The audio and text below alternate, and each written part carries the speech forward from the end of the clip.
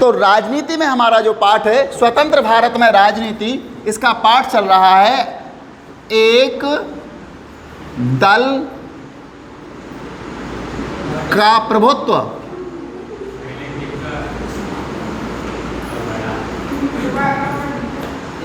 एक दल का प्रभुत्व।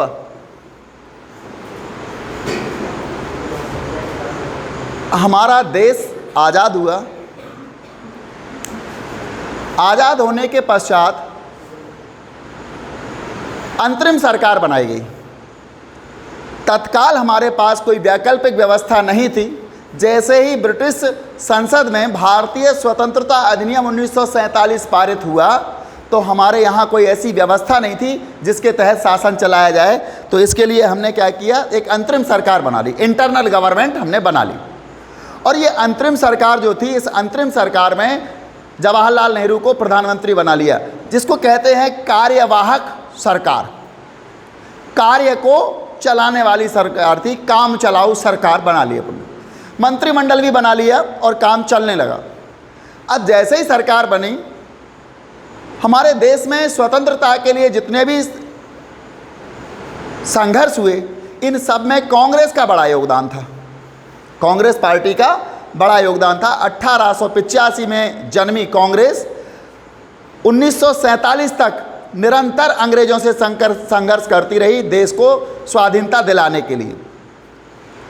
देश के सभी लोगों की एक सोच बन गई थी कि देश में स्वाधीनता लाने वाली पार्टी कौन सी है? कांग्रेस पार्टी।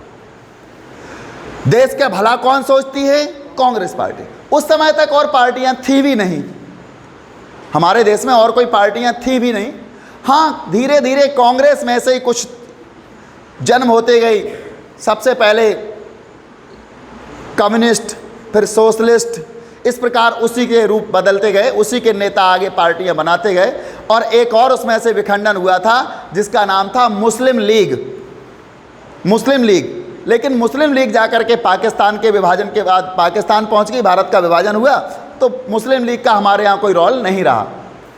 तो अब भारत में जैसे ही अंतरिम सरकार बनी, अंतरिम सरकार के जितने भी नेता थे स्वतंत्रता संग्राम में, वो सारे नेता कांग्रेस पार्टी की थे, क्योंकि एक ही तो पार्टी थी। अब सबसे पहले संविधान बनाया गया। संविधान बना, संविधान को लागू किया 26 जनवरी 1950 को। और संविधान को लागू करने के बाद हमारे संविधान की प्रस्तावना में लोकतांत्रिक गणराज्य लिखा हुआ है। लोकतांत्रिक समाजवादी गणराज्य हमारे संविधान की प्रस्तावना में लिखा है। तो लोकतांत्रिक, पहले ही शब्द लोकतंत्र आता है, तो हमारे यहाँ पहले लोकतंत्र होना चाहिए। लोकतंत्र क्या होता है? जनता का, जनता के द्वारा, जनता के लिए शासन। अब्राहम लिंकन ने ऐसा कहा है। तो हमारे यहाँ चुनाव कराना था सबसे पहले। जनता का शासन कहाँ था? अभी तो अंतरिम सरकार थी। जवाहरलाल नेहरू क्या थे? भारत के प्रधानमंत्री बन गए थे, नॉमिनेट हो गए थे, कह दिया था कि बना लिया जाए, तो एक काम चलाऊ सरकार थी।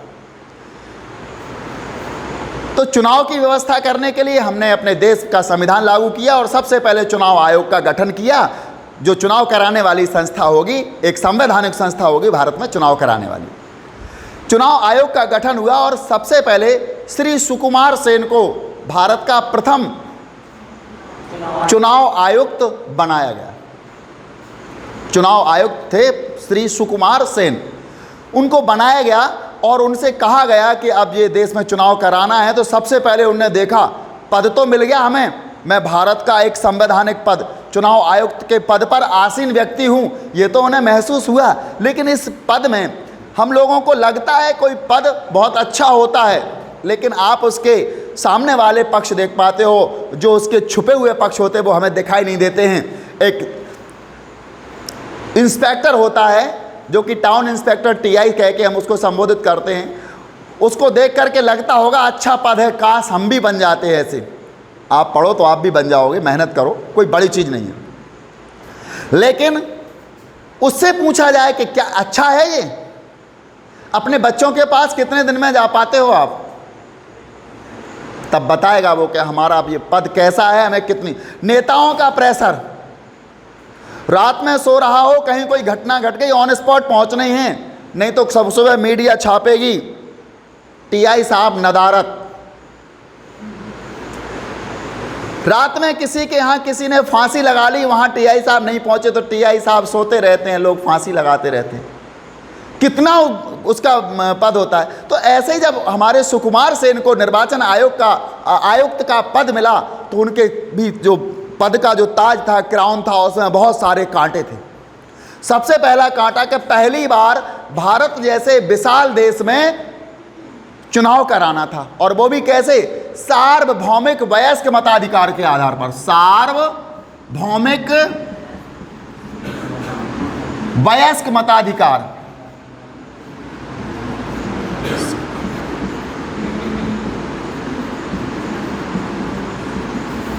इस आधार पर हमें चुनाव कराने थे। सार्वभौमिक वयस्क मताधिकार का मतलब है कि मत देने का अधिकार केवल वयस्कता को आधार मान करके दिया गया है। आप किसी भी धर्म के हों, किसी भी जाति के हों, किसी भी लिंग के हों, किसी भी भाषा को बोलने वाले हों, किसी भी समुदाय के हों, इससे कोई लेना देना नहीं।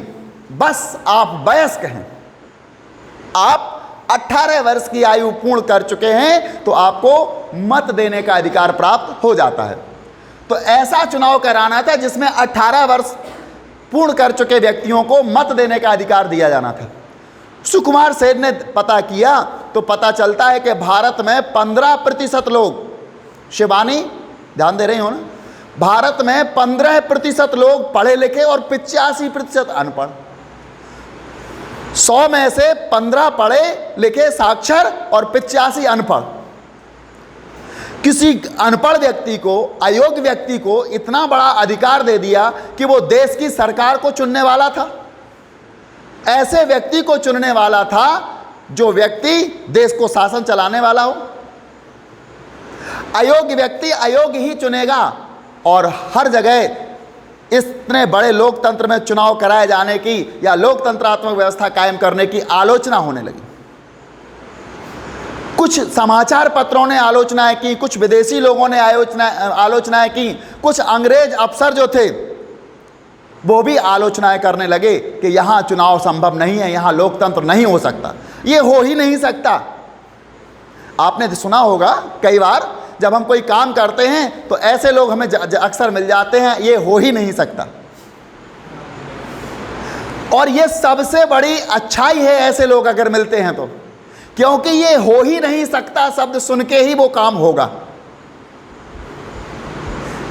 कभी भी आपसे कोई काम करने के लिए आप जा रहे हैं और कोई कहता है कि ये हो ही नहीं सकता, समझ लेना हमें ताकत मिल रही है। अब जरूर होगा, पहले होता ना होता, अब जरूर होगा। जितने ज्यादा लोग कहने वाले मिलेंगे ये हो ही नहीं सकता, बस आपके इरादे दृढ़ होना चाहिए। आप उनके साथ अगर हो लिए तो नहीं होगा, आप उनके विरोध में खड़े रहेंगे कि ये मैं करके दिखाऊंगा। हमारे यहाँ के महान इंजीनियर मोक्ष गुणम डॉक्टर विश्वेश्वरैया का नाम आपने सुना होगा, भारत रत्न थे। अंग्रेज लोग उनसे कहते थे कि ये काम नहीं कर सकते। बहुत सारे अंग्रेजी पढ़े लिखे इंजीनियर आ जाते थे। भारत में कोई बांध बनाना हो, बिहार की बाढ़ समस्या को, मूसी नदी को काबू में करना हो, जो भी काम रहे हों, अगर वो एक बार काम हाथ में ले लेते थे तो उस काम को पूरा करके ही दम लेते थे। ये उनके दृढ़ इरादे थे। लेकिन अंग्रेज इंजीनियर जो होते थे, बड़े बड़े इंजीनियर्स, सूट बूट में खड़े हुए लोग, विदेश से आए हुए, वो कहते थे नहीं हो सकता ये काम, विश्वेश्वरैया जी इस काम को कर ही नहीं सकते, ये होगा ही नहीं, इम्पॉसिबल है। लेकिन वो खड़े रहते थे, वो कहते थे यही से हमें ताकत मिल रही है, और उस काम को करके ही दम लेते थे। तो जब सुकुमार सेन ने निर्वाचन कराने की ठान ली तो उनका भी विरोध होने लगा। किसी ने तो कहा था ये लोकतंत्र का सबसे बड़ा जुआ है जो चुनाव आयोग द्वारा खेला जा रहा है, इसमें हार होनी है, जीत नहीं होनी। वो दृढ़ संकल्प लेकर के खड़े रहे सुकुमार सेन, और उन्होंने सबसे पहले मतदाता सूचियां बनवाई। मतदाता सूचियां बनवाई। मतदाता सूची जानते हो? इस मतदाता सूची में 20 लाख महिलाओं के 40 लाख महिलाओं के, हमें 40 लाख महिलाओं के नाम सही नहीं थे या उनके साथ त्रुटि थी। अला की बेटी फला की बीबी, आज तक हमको ये अला और फला मिले नहीं। उनसे पूछते तुम्हारी बीबी कौन थी, तुम्हारी बेटी कौन थी। अला की बेटी फला, इसका अला और फला का मतलब है अमुक, जिसका नाम ना ले हम उसको वो क्या कहलाता है, अमुक। तो अज्ञात व्यक्ति मान सकते हैं अपन उसको। तो सुकुमार सेन ने जब देखा कि 40 लाख महिलाओं के साथ ऐसा है तो हम इस सूची को सही नहीं मानते, और उन्होंने दोबारा एक बार फिर से कहा सूची फिर से बनाई जाए जिसमें इस त्रुटि को हटा दिया जाए। तो इसमें बहुत सारे शासकीय कर्मचारी लगाए गए थे ड्यूटी में, और उन लोगों ने बड़ी तत्परता से काम किया और सूची बनकर तैयार हुई। और निर्वाचन की तिथि घोषित हुई। 1951 में निर्वाचन प्रारंभ करा दिए गए थे, लेकिन इसको 1952 का निर्वाचन माना गया। इसमें कुल मिलाकर के 489 संसद सदस्य जो होते हैं, सांसद एमपी, और 3200 विधायकों का चुनाव होना था। पहली बार भारत में इतना बड़े पैमाने पर चुनाव होना था। इस चुनाव में जब ये चुनाव हुआ तो इस चुनाव का, उस समय चुनाव की पद्धति अलग थी। जितने उम्मीदवार होते थे मतदान केंद्र पर उतनी पेटी रखी जाती थी। उनके नाम की एक एक पेटी या एक एक बॉक्स होता था जिस पर उनका नाम और चिन्ह अंकित होता था। मतदाता आता था, उसको एक खाली मतपत्र दे दिया जाता था और वो उसको ले करके उनके बॉक्स में डाल देता था। जिसको उसे मत देना है उसके बॉक्स में वो डाल के चला जाता था। एक ये तरीका था। इसके बाद फिर हमारे यहाँ चुनाव प्रणाली में मतपत्र आए, चुनाव चिन्ह वाले, और मतपत्र के बाद 1990 के दशक में जाकर के ईवीएम आ गई, इलेक्ट्रॉनिक वोटिंग मशीन, जो कि बिजली से चलती है और कंप्यूटराइज्ड होती है।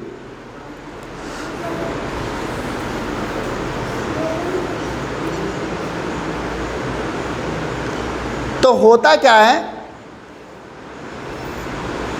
पहला चुनाव था। कांग्रेस पार्टी देश के लिए, देश के लोगों के लिए कैसी पार्टी थी? स्वाधीनता दिलाने वाली पार्टी। और जितने कांग्रेस के नेता थे जो स्वाधीनता में आंदोलन में साथ दे रहे थे, कांग्रेस का नेतृत्व कर रहे थे, अगुवाई करते थे आंदोलन की, आज वही नेता चुनाव लड़ रहे थे। तो लोगों का विश्वास, लोगों का भरोसा उन्हीं नेताओं के साथ था। और जाकर के उन नेताओं ने क्या किया, वो चुनाव लड़े तो उनकी बम्पर जीत हुई। बम्पर तो आप जानते हैं ना, जबरदस्त तरीके से कांग्रेस पहला चुनाव जीती 1952 का। और 1952 के चुनाव में कांग्रेस को 489 में से 364 सीटें प्राप्त हुई, जो बहुमत के जादुई आंकड़े से काफ़ी ज़्यादा थी। भारत में कांग्रेस की सरकार बनी और जवाहरलाल नेहरू को अब विधिवत लोकतांत्रिक तरीके से चुने हुए प्रधानमंत्री के रूप में शपथ दिलाई गई। उनका मंत्रिमंडल बना। 5 साल इस सरकार ने काम किया। इसके बाद पुनः 1957 में आम चुनाव होते हैं। इस चुनाव में भी कांग्रेस को बड़ी प्रचंड सफलता मिली। इस बार सीटों की संख्या बढ़ गई थी। 489 की जगह सीटें कितनी हो गई थी?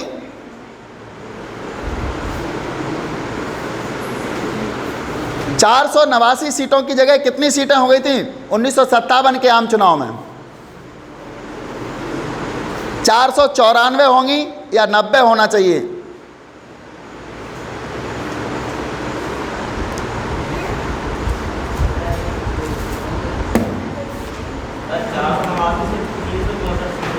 नहीं, ये पहले चुनाव में थी। सेकंड जो चुनाव था उसमें सीटों की संख्या बढ़ गई थी।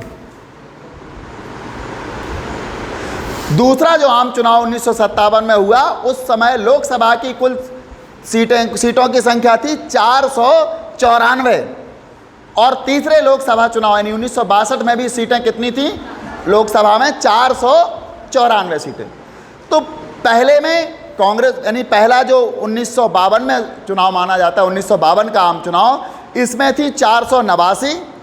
5 सीटें और बढ़ गई थी बाद में। तो 489 जो सीट थी, इनमें से 364 सीटें मिली पहले आम चुनाव में कौन से चुनाव में? 1952 वाले चुनाव में 364 सीटें मिली थी कांग्रेस को 489 में से। दूसरा आम चुनाव हुआ 1957 में, इसमें कुल सीटें थी 494 और कांग्रेस पार्टी को कितनी सीटें हासिल हुई थी? 371। और चौथा जो आम चुनाव हुआ, इसमें भी चौथा हुआ 1962 में, यहाँ कांग्रेस का ग्राफ थोड़ा नीचे गया और जाकर के 494 में से 361 सीटें हासिल हुई। तो इस प्रकार से कांग्रेस का पहले 3 चुनाव में प्रभुत्व रहा। हम पढ़ भी क्या रहे? एक दल का प्रभुत्व। पहले 3 जो आम चुनाव हुए इसमें कांग्रेस का बोलबाला रहा। इसके बाद 1962 के बाद कांग्रेस को थोड़ा सा ग्रहण लगना प्रारंभ हुआ। और ग्रहण तो कहां से लगता है? व्यक्ति का नुकसान कौन कर सकता है? बाहर वाला व्यक्ति या घर वाला व्यक्ति? अगर रावण के विरोध में विभीषण नहीं होते तो रावण कभी पराजित नहीं होता। और उसके पास बहुत सी शक्तियां थी, बहुत सारी शक्तियां थी। युद्ध समाप्त हो गया रावण का, लंका का जब युद्ध समाप्त हुआ, रावण मरणासन्न हो गया, तो राम और रावण की बातचीत होती है। तो पूछने लगे, रावण तुम क्यों पराजित हुए? बोले मैं इसलिए पराजित हुआ कि मेरे साथ भाई नहीं था। और तुम क्यों विजय हुए? बोले मैं इसलिए विजय हुआ कि मेरे साथ भाई खड़ा था। तो जब भाई साथ में होता है तो विजय सुनिश्चित होती है। परिवार एक ऐसी शक्ति होती है, इसकी शक्तियां असीमित होती हैं, कोई समझ नहीं सकता है। तो सबसे ज़्यादा नुकसान कहाँ से होता है? परिवार के लोगों से, अपने लोगों से। एक आपने सुना होगा, मुझे तो अपनों ने लूटा, गैरों में कहाँ दम था, मेरी कश्ती वहाँ डूबी जहाँ पानी कम था। तो कहने का मतलब ये है, कांग्रेस पार्टी के भीतर ही विखंडन शुरू हो गया था। कांग्रेस पार्टी के भीतर ही विखंडन शुरू हो गया।